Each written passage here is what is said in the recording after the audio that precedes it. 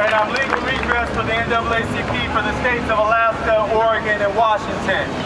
Now, most of my brethren are down in Florida right now. Right. The NAACP National Convention is in Florida right now. At this moment in time, we are busy getting petitions signed to force the Department of Justice to actually file criminal charges.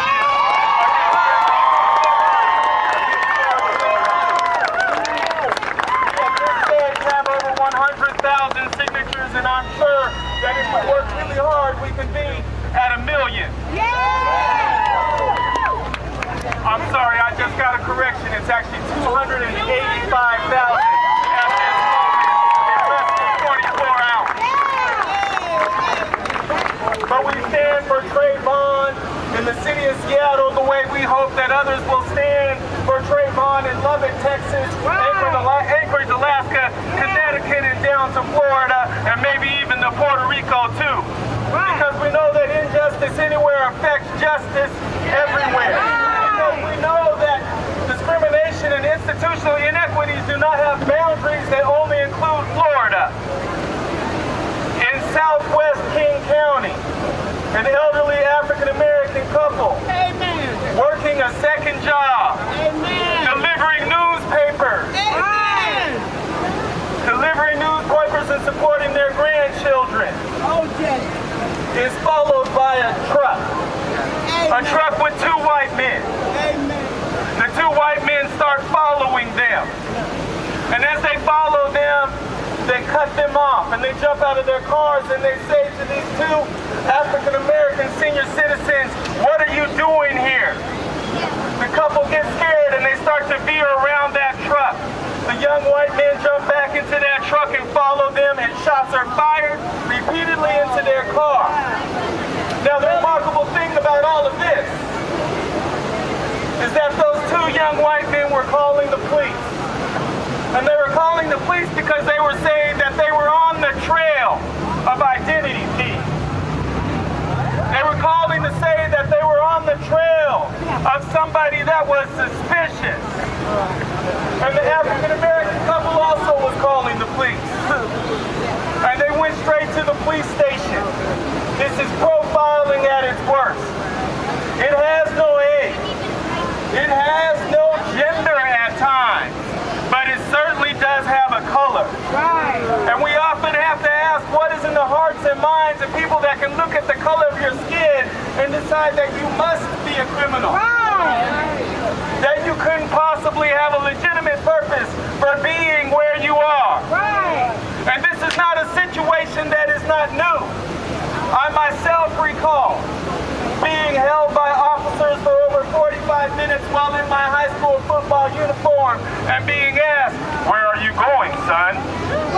I also recall being in my Wendy's uniform a block away from my job at 16 years old, surrounded by people that thought that I was a suspicious burglar.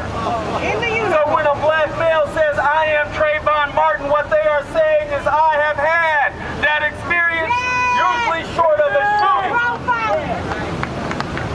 And as I heard this particular verdict, I looked in the eyes of my 2-month-old son and I thought, what do I tell him? How do I teach him? How do I help him to understand that we are not yet in a place, where he will be judged by the character, the content of his character. Right. But rather, in this harsh realm that we live in, until things change, the only way he might get justice as a victim is if he simply raised his hands and said, "It's okay to shoot me." I think that's the only way that you might be held accountable for your actions. This is a tough and difficult situation. This is a situation where I ask you all to truly understand that there were many Trayvon Martins last year, not just one. In the heart of Mississippi, there were a number of young African-American men that were lynched. One in particular was lynched by 4 young white men, shot and killed that that kid had a gun, but gee, that gun that you placed in his hand was actually one of yours. This is what we must stand against. This is what we must pay attention to.